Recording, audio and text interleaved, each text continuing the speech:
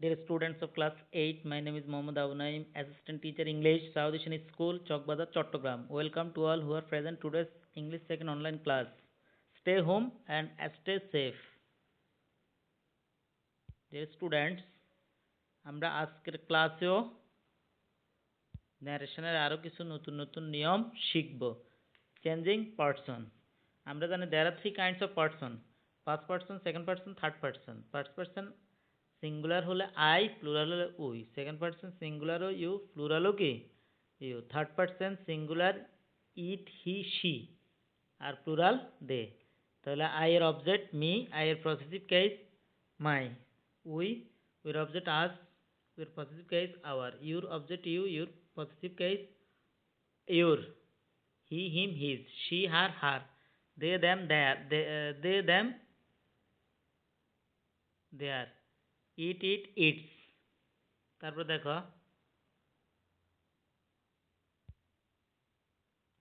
RS, rule one দেখো RS. RS means reported speech. Reported speech তো তোমরা জানো, ইনভার্টেড কমাযুক্ত অংশকে রিপোর্টেড স্পিচ বলে। ডিরেক্ট ন্যারেশনে ইনভার্টেড কমাযুক্ত অংশকে কি বলে?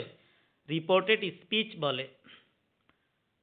আরএস অর্থ মানে রিপোর্টেড স্পিচ। রিপোর্টেড স্পিচের ভিতরে পাঁচ পার্সন থাকিলে আরবি, আর মানে রিপোর্টিং ভার্ব, ইনভার্টেড কমা বিহীন অংশকে কি বলে? আরবি। আরবি মানে রিপোর্টিং ভার্ব। এর স্পিকার অনুসারে পার্সন চেঞ্জ হবে। তাহলে রিপোর্টেড স্পিচের পাঁচ পার্সেন্ট অনুযায়ী, রিপোর্টেড স্পিচে পাঁচ পার্সেন্ট থাকলে রিপোর্টিং ভার্বের সাবজেক্ট অনুযায়ী কি হবে? পার্সন চেঞ্জ হবে। অর্থাৎ আই ফলো করবে কামালকে। আই ফলো করবে কাকে? কামালকে। তাহলে দেখো Kamal said to me I am drawing the picture. তাহলে কামাল সেইড টু মি দিলে হবে, টোল্ড মি দিলে হবে। দ্যাট কেন? কারণ I am drawing the picture assertive sentence. Assertive sentence কীভাবে বুঝলাম? কারণ শুরুতে সাবজেক্ট, শেষে ফুল স্টপ থাকলে কি হয়? Assertive sentence. তাহলে Kamal told me that he, আইটা কাকে ফলো করবে? কামালকে। কারণ আই ফার্স্ট পার্সন, আর ফার্স্ট পার্সন রিপোর্টিং ভার্বের স্পিকার বা সাবজেক্টকে ফলো করে। স্পিকার বা সাবজেক্টকে ফলো করবে। তাহলে আই কামালকে, আর কামালের প্রোনাউন কি? হি। কামালের প্রোনাউন কি? হি। সব সময় প্রোনাউন হয় কেমন? তাহলে ওয়াজ কেন হয়েছে? Am. I am drawing the picture, এটা present indefinite tense. Present indefinite tense থাকলে কি হয়? পাস্ট ইনডিফিনিট টেন্স হয়। তাহলে he was drawing the picture, এটা পাস্ট ইনডিফিনিট টেন্স। তার রুল টু দেখো, আর এস এর ভিতরে সেকেন্ড পার্সন থাকিলে আর বি এর অবজেক্ট অনুসারে পার্সন চেঞ্জ হবে।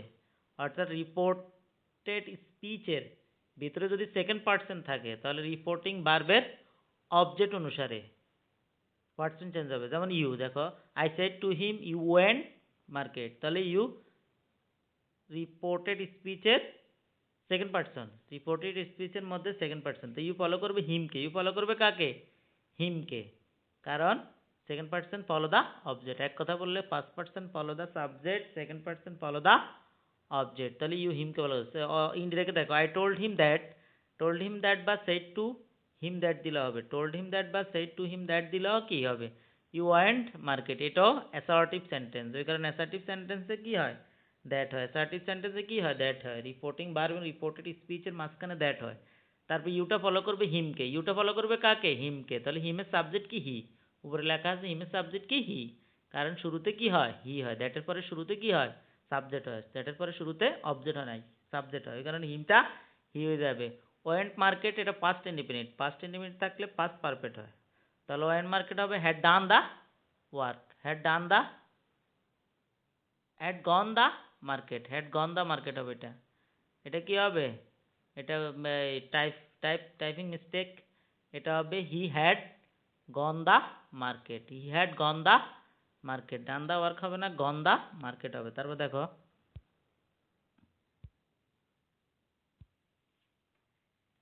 Rule three, third person change হবে না। যদি রিপোর্টেড স্পিচের সাবজেক্ট থার্ড পার্সন হয়, সাবজেক্ট কি হয়? থার্ড পার্সন, তাহলে ওটা চেঞ্জ হয় না। যেমন দে, ইট, হি, সি, এগুলো কি চেঞ্জ হয় না। দেখো ডিরেক্টে দেখো, he said they are reading a novel. তাহলে ইনডিরেক্টে শি সেইড দ্যাট, দ্যাট কেন হয়েছে? They are reading a novel, এটাও অ্যাসার্টিভ সেন্টেন্স। তাহলে দ্যাট হবে দে বরাবর। ওয়ার কেন হবে? They are reading a novel, এটা প্রেজেন্ট কন্টিনিউয়াস, প্রেজেন্ট কন্টিনিউয়াস থাকলে কি হয় পাস্ট কন্টিনিউয়াস হয়, প্রেজেন্ট কন্টিনিউয়াস থাকলে ইনডিরেক্টলি কি হয় পাস্ট কন্টিনিউয়াস। এখানে দে ওয়ার রিডিং নোভেল। তারপরে দেখো চেঞ্জিং টেন্স, যেটা এতক্ষণ আমি বলছি, যদি ডিরেক্ট ন্যারেশনে প্রেজেন্ট ইনডিফিনিট থাকে ইনডিরেক্টলি কি হয় পাস্ট ইনডিফিনিট।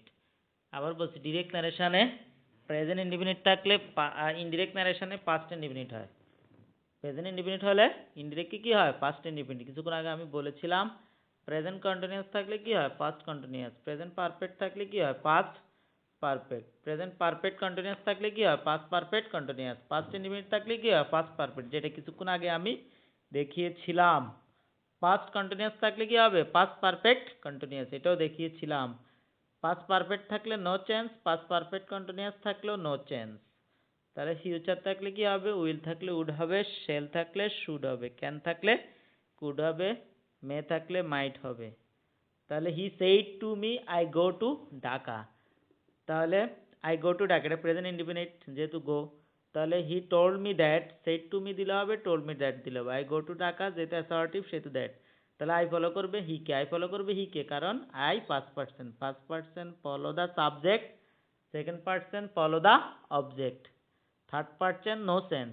রিপোর্টেড স্পিচে যদি সাবজেক্ট ফার্স্ট পার্সন হয় তাহলে এটা রিপোর্টিং ভার্বের সাবজেক্ট অনুযায়ী বসবে, আর রিপোর্টেড স্পিচে সাবজেক্ট যদি সেকেন্ড পার্সন হয় তাহলে এটা রিপোর্টিং ভার্বের অবজেক্ট অনুযায়ী বসবে, আর রিপোর্টেড স্পিচে সাবজেক্ট যদি থার্ড পার্সন অর্থাৎ ইট হি সি দে এই চারটার যে কোনো একটা হয় তাহলে চেঞ্জ হবে না। তাহলে কি হবে না চেঞ্জ হবে না, অবজেক্ট সাবজেক্ট চেঞ্জ হবে, মূল ওয়ার্ডটা চেঞ্জ হবে না।